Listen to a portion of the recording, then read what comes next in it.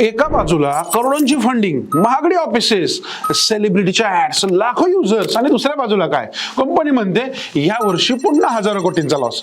हे कधी ऐकलंय का हो तुम्ही? आणि नक्की नेमकं चाललंय तरी काय बरं? जर स्टार्टअप एवढं पॉप्युलर आहे तर प्रॉफिट नक्की गायब कुठे होतोय? आणि सगळ्यात महत्वाचं म्हणजे जर प्रॉफिटच नाहीये तर इन्व्हेस्टर्स एवढे पैसे टाकतात तरी काय बरं याच्यामध्ये? आणि हे जे काही प्रश्न सर्वसामान्य बिझनेसमॅनला पडतात ना, तर हे सगळं मी आजच्या व्हिडिओमध्ये तुम्हाला डिटेलमध्ये समजून सांगणार आहे. मित्रांनो, भारतातील अनेक स्टार्टअप्स खरंच बिझनेस करतायत की फक्त फंडिंगच्या जोरावर जगतायत? आणि शेवटी मी तुम्हाला एक अशी रियालिटी सांगणार आहे जी प्रत्येक स्टार्टअप फाउंडर आणि इन्व्हेस्टर्सला माहीत असते, पण सर्वसामान्य लोकांना याच्यामध्ये काहीच कल्पना नसते. नमस्कार, मी शंभूराज खामकर, एक बिझनेस कोच, आपल्या सगळ्यांचं सहर्ष स्वागत करतोय या तुमच्या हक्काच्या मराठी युट्यूब चॅनलवर, जिथे आपण बिझनेस रिगार्डिंग खूप साऱ्या गोष्टी डिटेलमध्ये शिकवणार आहे. आणि तुम्हालाही वाटतं की आम्हाला असं काही शिकायचं तर पहिल्यांदा चॅनलला सबस्क्राईब करा आणि बेल आयकॉनला प्रेस करायला विसरू नका. यानंतर महत्त्वाची गोष्ट म्हणजे आपल्या सगळ्या बिझनेस ओनर्ससाठी किंवा ज्यांनाही वाटतं आम्हाला नवीन बिझनेस चालू करायचा आहे, यांच्यासाठी आम्ही एक स्पेशल व्हॉट्सअप कम्युनिटी बनवतोय, ज्याच्यामध्ये भविष्यामध्ये कित्येक अपडेट्स आम्ही त्याच्यामध्ये देणार आहे. तुम्हालाही वाटतं की अपडेटेड राहायचं आहे तर क्विकली त्या खाली दिलेल्या लिंकवर क्लिक करा आणि फ्री व्हॉट्सअपची कम्युनिटी जॉईन करा. आता काय होतं, आपल्याला वाटतं की बिझनेस म्हणजे एखादी वस्तू विकली, पैसे मिळाले, प्रॉफिट झाला. पण स्टार्टअपची दुनिया थोडी वेगळी असते. स्टार्टअप सुरुवातीला प्रॉफिटसाठी कामच करत नाहीयेत. होय, तुम्ही खरं ऐकताय. त्यांचं टार्गेट हा प्रॉफिट कमवणे नसतो, तर त्यांचा पहिला टार्गेट असतो मार्केटला कॅप्चर करणे. आता तुम्हाला प्रश्न पडेल कसं बाबा? तर डिटेलमध्ये सांगतो. समजा 2 डिलिव्हरी कंपन्या आहेत, बरोबर, किंवा त्यांचे ऍप्लिकेशन तुम्ही वापरताय. आता एक काय म्हणेल माहितीये, आम्ही प्रॉफिट कमवू. दुसरी ते नाही म्हणणार. दुसरी काय म्हणेल, आधी पूर्ण मार्केटला ताब्यात घेऊ, मग आम्ही त्याच्यासाठी पूर्ण प्लॅन करू. मग दुसरी कंपनीसाठी काय करेल, मोठे डिस्काउंट देऊन टाकेल, फ्री डिलिव्हरी देईल, याच्याबरोबर इन्फ्लुएन्सर मार्केटिंग करेल, करोडो रुपया जाहिरातीमध्ये टाकेल आणि आपण कस्टमर म्हणून खुश होतो. पण प्रत्यक्षात कंपनी प्रत्येक ऑर्डरवर लॉस घेत असते. आता हे कित्येक स्टार्टअप बाबत झालेलं आहे, कारण त्यांना माहित असतं आज जर युजरला सवयीचं झालं हे सगळं तर ते उद्या ऍप्लिकेशन सोडणार नाहीत, आणि जेव्हा आपण काही कॉस्टिंग वाढवू तेव्हा आम्ही ते घ्यायला तयार असू, असं त्यांची एक मानसिकता तयार झालेली असते. मग आता तुम्ही म्हणाल, जर कंपनी लॉस मध्ये आहे तर हे पैसा देतं कोण बरं?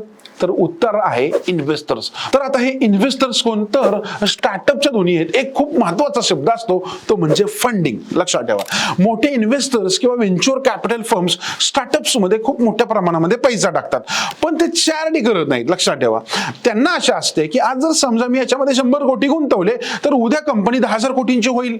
आणि म्हणून स्टार्टअपला सुरुवातीला सांगितलं जातं की सध्या तुम्ही प्रॉफिटची काळजी करू नका, फक्त तुम्ही एक ब्रँड ग्रो करा, मार्केटिंग करा आणि फास्ट ग्रो व्हा.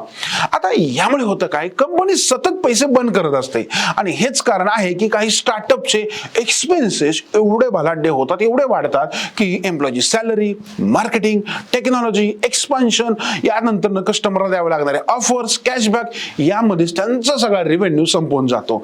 म्हणून वरून कंपनी जरी मोठी दिसले तरी आतून कॅश बर्न करत असते. आता इथे येते सगळ्यात डेंजरस पार्ट. काय होतं माहितीये का, जोपर्यंत फंडिंग येतं तोपर्यंत सगळा गेम अगदी चांगला चालतो, पण ज्या दिवशी इन्व्हेस्टर्स म्हणतात अरे बाबा आता तरी प्रॉफिट दाखव ना, तेव्हा खरी परीक्षा सुरू होते. कारण आणि स्टार्टअपची एक सवयच असते की डिस्काउंटमुळे हा स्टार्टअप चालू आहे, बरोबर. आता एक उदाहरण देतो तुम्हाला याच्यामध्ये. जर उद्या एखादा फूड डिलिव्हरी ॲपने अचानक डिलिव्हरी चार्जेस वाढवले तर अनेक लोक काय करतील, एक त्यांचा पिअर कॉम्प्युटर असेल कुठला तरी, त्या ऍप्लिकेशनवर लगेच शिफ्ट होतील. म्हणजे युजरची लॉयल्टी कमी आणि प्रॉफिट मॉडेल कमजोर, बरोबर. आता काही स्टार्टअप्स तर फक्त ग्रोथ दाखवत राहतात, युजर्स वाढले, डाउनलोड्स वाढले, व्हॅल्युएशन वाढलं, पण प्रत्यक्षात बिझनेस प्रॉफिट मध्ये येतच नाही. आणि म्हणून काही मोठे स्टार्टअप्स अचानक क्रायसिस मध्ये जातात. आता याचा अर्थ सर्व स्टार्टअप्स वाईट आहेत का? तर मित्रांनो, नक्कीच नाहीये.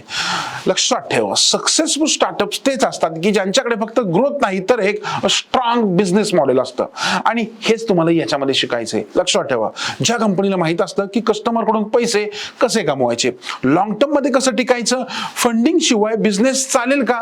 कारण शेवटी रिव्हेन्यू म्हणजे व्हॅनिटी आणि प्रॉफिट म्हणजे रियालिटी. लक्षात ठेवा, जर आता तुम्हाला समजलं असेल की भारतातील अनेक स्टार्टअप्स प्रॉफिट का कमवत नाहीयेत, तर खरं तर सुरुवातीला प्रॉफिटसाठी त्यांचं त्यांचं काम नसतंच. ते मार्केटमध्ये स्वतःची इमेज बनवायला, स्वतःचा ब्रँड मोठा करायला आलेला असतात. आणि तुमच्यामध्ये तुम्हाला काय वाटतं बरं, की सध्याच्या कंडिशनला भारतामध्ये कोणत्या अशा स्टार्टअप्स आहेत की जे पुढच्या 10 वर्षामध्ये खूप मोठ्या प्रमाणात जाऊ शकतात?